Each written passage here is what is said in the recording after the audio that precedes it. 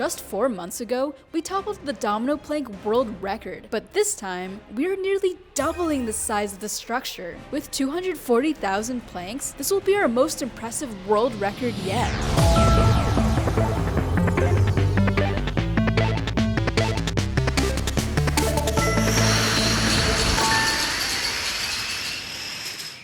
What's up, Domino community? I'm here in Italy and we're building the world record for the largest project made of wooden planks. I know we did this about a couple months ago, but we are here back again to make an even bigger, better project and topple it over and just see it all collapse. I met Raffaele Salvoldi just a couple months ago and we've been watching each other's videos and just amazed by each other's work. After we did our last project in Italy with 130,000 planks, we just decided we need to do more projects together. We need to go even bigger and better with a bigger team and just make something incredible. After laying down the plywood and mirrors, Raffaele showed us the plan of his design. The sketch basically shows the base of the structure with the dimensions for each building, where they're connected, and the placement of each dome. First, Raffaele began by arranging the first layer. The only thing that I want to design is the very base of the structure, because we need to be sure where the weight goes and how to build the system inside. We used string to find the center of the circle and kept everything round by measuring the radius with a fixed number of planks. Kaplan took charge of making the lever chain systems, which will eventually take down each building. It took a little bit of experimentation to figure out, but once the first few layers were set, building up became a lot easier. The structure is made up of many layers of repeating patterns. Sometimes the planks were placed vertically on a diagonal, other times as a helix, or even alternating sideways and flat. Between each section within the tower, we used what we call the 4-2-4 technique to separate each pattern. It's basically 4 flat layers, then 2 sideways, and then 4 flat again. This helps to delineate each building technique, and it restabilizes the tower before starting a new pattern on top of it. As we went on, Raffaele directed the team, showing us which patterns to use, how tall to build it, and when to switch building techniques. And pretty quickly, the tower grew quite tall, so eventually it was time to get onto the lifts. You're now going on the lifts, so it's time to get dressed in all of these harnesses.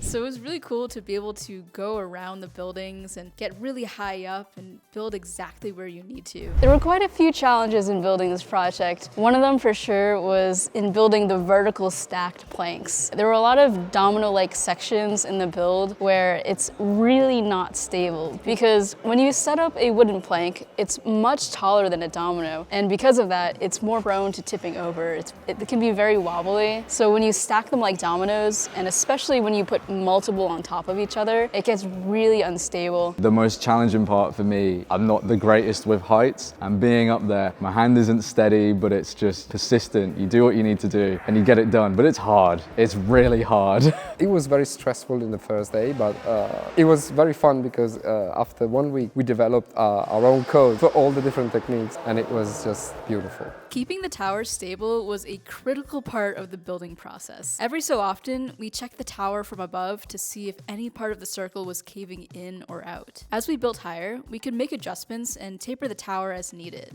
A big challenge for this project was that we are not used to work together. It's a new team, and Raffaele usually works alone. We had to find ways to work well with each other. So I think now it's much better. And also, we combine styles that are difficult to combine. So for example, I would build in a very different style than Raffaele. One of the structure techniques that's used quite a lot in this build is one that involves stacking 2 planks on top of each other. There have been a couple of small fails with that technique. Ce que je préfère dans cet événement, c'est le côté vraiment artistique et architectural. Comparé à d'autres projets, il y a vraiment une recherche structurelle dans chaque structure de la beauté des choses, des arches, de chaque mouvement. On a aussi une partie vraiment très technique qui a été emmenée par Benjamin et qui m'a permis à moi d'augmenter mon niveau de compréhension technique sur les systèmes. So let me give you some numbers into this.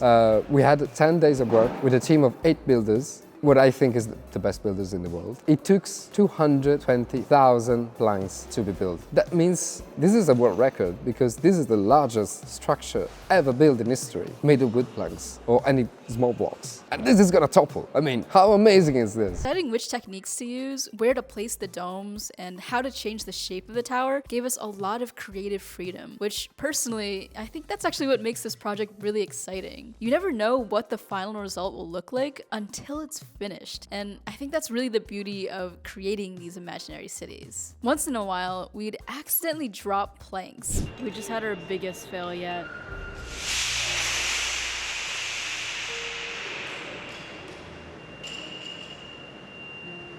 Almost this entire tower fell over.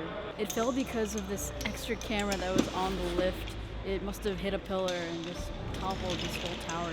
It was pretty unfortunate to see the tower in pieces, especially since we were so close to finishing and now we were a bit behind schedule. Luckily, with all hands on deck, we were able to rebuild it. This time we changed the design. We added a series of arches around the building. This was a really beautiful touch to add to the whole piece. When something fails, it's really just an opportunity to build an improved version. So out of this project, I take out a lot of inspiration, how to build those interesting structures, what principles makes them look nice. Also, I was very inspired with the little lights. So they installed very fancy lighting that can be programmed together with the DJ that made some music, and I think you can have very nice looking and sounding things out of this. This is my first ever time actually using Kepler pieces, so I've probably learned the most I could have ever possibly learned at an event just being able to use Kepler instead of dominoes. It's been a fantastic experience and I cannot wait to go home and then put everything into motion. Seeing all of like the new Kepler techniques that I've really not seen before that Raffaele uses for his project, all of the different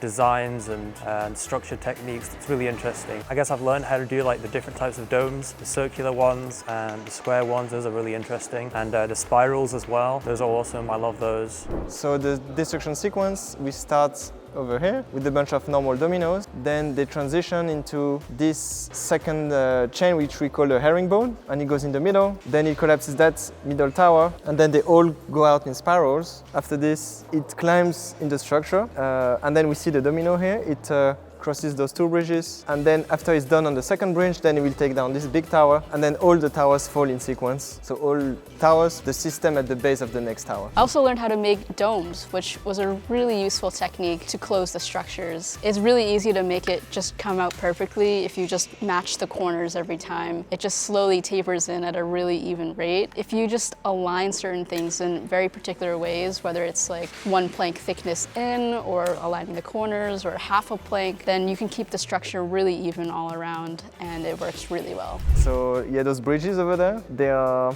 like leaning one way or the other, and also we had to retrofit things, so it's very, it's made in a haphazard way. It's not very proper, but we made it work. It's a bit clunky. So physically I'm exhausted, but in my heart I'm just flying out, because it's a real satisfaction to see these coming to life and to see that is real. It's like a dream that becomes real for a short moment. So I can see it, I can touch it, I can see that. And I mean, in a few hours it's gonna be gone. So this art piece took over 10 days for a team of 8 builders to be built. It was a huge amount of work because all the team worked up to 8 to 9 hours a day, keep up building and building. The best thing is that we didn't have exactly a plan. I mean, there was a plan for the floor, but how to develop in harness, how many towers, what shape will the tower have? This will be decided by me over time. You know, with the power of teamwork, with collaboration, we are able to make something that's 10 times more impressive. Just seeing a project of this scale with such detail and intricacies within each technique is just incredible.